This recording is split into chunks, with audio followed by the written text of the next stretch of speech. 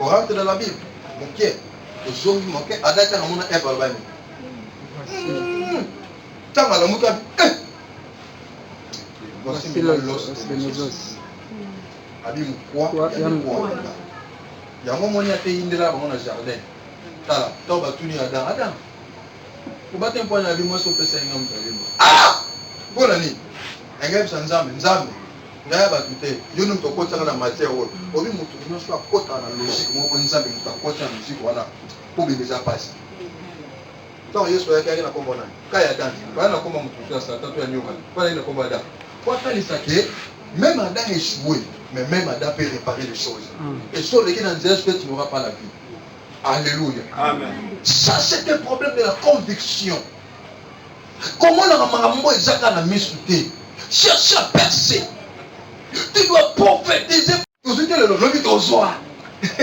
Vous savez pas, on m'a montré ce papier. Bon, nous sommes pas la ville. Amen. Ah, papa, nous sommes pas au Wapi. Alors, nous sommes pas la ville. Il y a quitté mon tour national.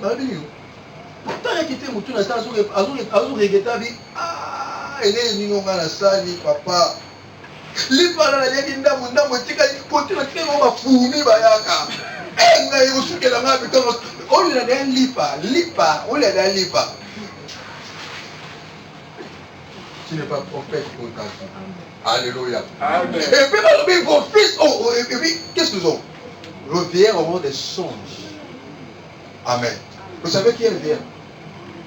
Qui est le vieil? Parce qu'il peut avoir les songes, mais l'interprétation du songe viendra de vous. Amen, amen. Amen. Est-ce que vous comprenez mon avis? Les vieux auront des songes. Moi, je peux avoir les songes, mais l'interprétation du songe, bien aimé, ça fait vice-versa. Joseph avait reçu les songes, parce que c'est lui qui avait la vision. Amen. Joseph. Mais l'interprétation, il y a songe, il n'y a pas Joseph. Dans l'église, pasteur peut avoir la vision, mais l'interprétation de la vision. Je connais que là, on peut connaître si ça vaut dans la vision, c'est qui. Pasteur, on va le dire. Seigneur, l'église, toi la posa, toi bon misanga. Mais bateau ba posa, c'est l'église. Moi la bateau ba termine, peut-être pas. Si quand on fait ça 100, là on fait ça 200. Papa quand on fait à 300. Papa quand on change à bon. C'est parce que l'interprétation de la vision c'est vous, ce n'est pas moi. Amen. Marchons par rapport aux Écritures. Amen. Oui, pourquoi? Parce que ça y est déjà la communauté. Il vivait dans les miracles, il rompait des paix dans la maison. Nous avons un pambo parmi et il n'y avait pas de pauvres. Voilà l'interprétation de la vision. Il n'y avait pas de pauvres. Vous savez, il y a d'autres églises. Pour voyer, ma soeur m'a foutu à passe. Je vous dis la vérité. Et là, l'église, nous sommes au matin, il y a des gens qui ont fait ça bon à l'oeil. On va faire ça bon à l'oeil, c'est la panda. Au compte, on va venir parce que la panda, panda. Et l'église, nous sommes au compte à Dieu aussi, on retire la même chose que la vision. Tout ça, on a besoin de belle qui on a bon tout le monde. Oh, kabarou tête. Oui, pourquoi? Parce qu'ils sont déjà eu la capacité de la vie. Il n'y avait pas de pauvres dans l'église primitive. Ça veut dire quoi? Il y a des bateaux qui risquent qui vivent dans Bango. En telle sorte que les gens ne peuvent pas mais pour n'aller soit dans le coup. Amen, amen. Amen. Et l'église primitive, c'est un impact à ça dans nos côtés. Et c'est un groupe à battre, fanda. Dans le but, bisu nous fait ça, mon on fait ça, ma bisu nous fait ça, mon on fait ça, à l'hôpital. Bisu nous ça chaque dimanche, chaque samedi, on a prison macale. Bisu nous a cachot au tigre. Dans le compte à cachot lemba. Deuxième jour. Moi, c'était un dimanche. La dégomo bayoan. La benga babi. Parce qu'il y a eu du nom de banda. La bignoa. La boka baina mkuba. Baina lipa. Le bandeko. Ayape bandeko basi. Parce que on se mi baina no banga ya prière. Ato bendi na oyate. Mais nous devons changer la façon peut-être de faire. On peut faire un séminaire de couple. Au moins, tu peux dire que couple nyonso. Oya mobali na yo bengi na fiancé na makamu na yo bengi. Tu tiens ma kit, tu vas pas le souboiter. Kit ma 4 to DD. des messa liboso na bino to tsheba faire mo ba bilo mo papa muswa mo elingami to tshemwa ba jili memwe ego takataka na ba couple est ko mi ko mo na kata ko pata na couple o to mi Israël na couple na kuna to mi Bethlehem na couple na kuna to mi Juda to ko mi ba ko na to couple mo de fa de bel som de fa na mo de na fa na Juda. Ah, le lion de la tribu de Juda. Ah, le lion de la tribu de Juda. Pour moi, c'est mes peuples. Donc, ma femme va s'en à l'aise. Va sentir que, ah, toi, Nanga, tu peux pas à l'aise. Je peux voter à télé. Ajouter à Bango. Quand voter à Binoana, je suis allé moi, j'ai à ma ligne. Ah, écoute, tu dis, moi, je suis allé, non, mais là, on s'en va. Non, nous sommes là qui boki du boulot de l'observation.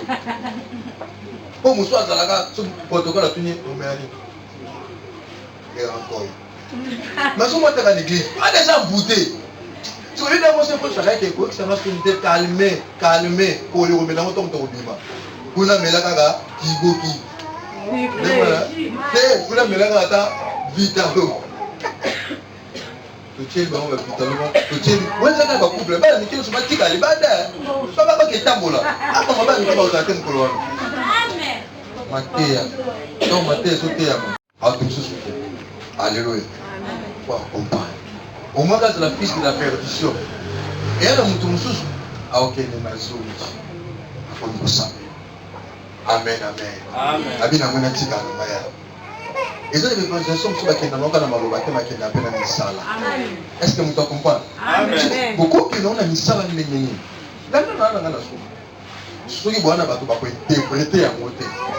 Ça, c'est l'esprit du temps de la fin. C'est une grâce de la communauté. Les veilleurs auront des songes. Mais l'interprétation du songe, mais c'est léger. Bien aimé dans le Seigneur. Yeba wonde mozawa yomo kozwe banani ozala lobi na ite kwa shona na zilobi za bien bwe lobo kosombia yomo yomo ko se interprète ta vie na yo bana no tambola na bango yo tambola balinga na kuta na frère bozo mela simbo azwanga musika mayebe te kapanga abazwa nga sina zwaki nga tambola misu na sete yango na ngasu na moni mbongo na sina Alexa ngote kuna tambola misu ko ngata desa suna moni ngona se na zwa ngoko na somela nguba kote na okende nga tambola misu na sete nga ngota mbongo te na ta likolo nga ke na misu likolo so suna na mpeli misu na sina moni lo na otika ngote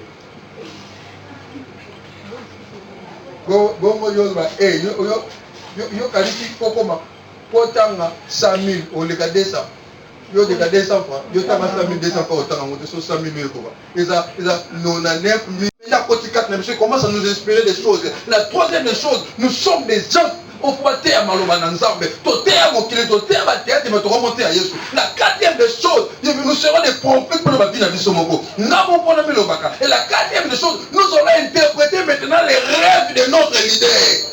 Amen. Oh Yesu appelle ce que l'église soit interprétante. Bien-aimé, je vais m'excuser si je blesse quelqu'un. Mais ce n'est pas moi, c'est le Saint-Esprit. Laisse-moi vous dire une chose. Il y a des églises. Bonjour, pasteur, est-ce que on a posé dans sa déplacement, on ne papa au Kenya. Il y a des paris, il y a des personnes qui ont voyagé aller et tout. Oui. Ça va pour bazar nango. Yo nanga to sala ke po to ana ngote. Vous comprenez? Po to ana ngote. Ce qu'on y a moi là, impacte la communauté. Nga ne pas battre ça belle intercession. Nga so na ki battre ça belle intercession ba komi ba ndoki ba bege ba ndo. To na ba tunga bi appelle ça belle nesse ba ngabo ça belle ba ndo ba ndo ba ndeka ba bete masolo. Mais toujours il est en train d'habiter au sabbat. Moi ma prière, quand vous priez, vous devez demander la bénédiction. Amen. C'est ça. Amen. Vous devez demander ça le. Ba ndo so to me le mo pa mala problème la yote. Tika ba na e. Donc parce que bon, il faut que ça l'envoie ni le comment on va parler. Tout le monde là quoi. Jésus a parce que tu n'as pas parlé tout le monde là quoi. Il est pas donc il va ça le tika ba mon papa. Toi prêche la parole. Le banzam mais on que ça la misa na yango. Yo amenda papa soro diongo. Papa on a dit moi on a tosali yo nini. Ngana na ndo kiasi na tumoli yo. Ouais. Biso ça na biso. Papa na ta dans le cas, tout le monde biso te bo yuto tout le monde nani. Yama ki bana otinda ba moto mingi bo otinda. Donc après la moto mingi na comme dans ba réserve. Tout na moto contre la gauche, moto na gauche, moto et comme le bantem, moto na gauche, moto na gauche, moto na droite, moto na droite, moto na droite, moto na droite, moto li bosso, moto li bosso, yo ba to tine ba moto ba sali yo ni. Ba sali yo ni ba ta. Ouais, na commencé quand la fourmité. Tu as été bon moi dans mon cas yebi. So ba connait la petite. Alors la mouche va fourmer pour moi pendant. Pas l'équipe. Pas les pour nani. Pour so la mouche va monter ni asi ba mo ba la mouche na makolo na yo dans la somme. Bien aimé. Keba na ba tout so yo la mouche ba mo ba tout moli oté. Ba vandi na ba mo. Bandukel pamba vaina yo moka biena kutu lupango yo bandoki nyonso na nziki sabino bandoki lupango bo meka mama ba mekio na nini tika ya fanda na ya fandi na kimia tungisi yote yo sala ya yo ya bosala so sala te ba wona yo so mona sa kona na lupona yo moko nsana vina ngeko pango ngana ko bonga na vi nzambe bana nga nazo pambola bango nzambe ane oyo biso tokokuta mesheki te ane oyo mumombo na ngai kokoba na oteka mapa oyo na pamboli yango ezoya nzomona bato bakende ba voyage momo ezofungwama. Pourquoi? Parce que makomi na nzambe elobi na Psaume chapitre natanga verset ni Psaume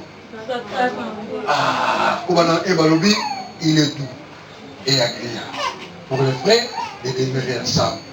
C'est de là que Dieu fait quoi? Dieu bénit. Parce que c'est comme de lui. Il faut qu'il y ait maintenant le Saint-Esprit et Dieu va nous commencer à les bénir. Nous ensemble l'ensemble que cette année qui est déjà béni dans cette église. Nous ensemble l'ensemble que cette année, tous en bateau va dire qu'on interpréter les sons. Alléluia. L'homme de Dieu peut parler, mais on va interpréter en gros. Alléluia. La vision peut sortir, mais on va interpréter en gros. On va lui dire, papa, et l'homme au bagate. Tika biso to salaka yo kanisa kakaka biso moto sala yango. Alléluia. Balo bango bongo te parce que non rien mais balo bango bongo po bazana ngo et je prie que l'Éternel te donne la bénédiction. On s'appelle nzamba mengo musika on s'appelle nzamba pour la activité na yo na tongo lelo mongo no ekende liboso na bina tongo lelo classe na yo pambola yo na bina tongo lelo lo monte yo hôtel zo ki so soni na bina balo yo kota e pambola yo moyen na yo e pambola yo si y a des incompréhensions na tongo lelo ezolongwa na bina ko mo ba telema ko to bondela. Merci.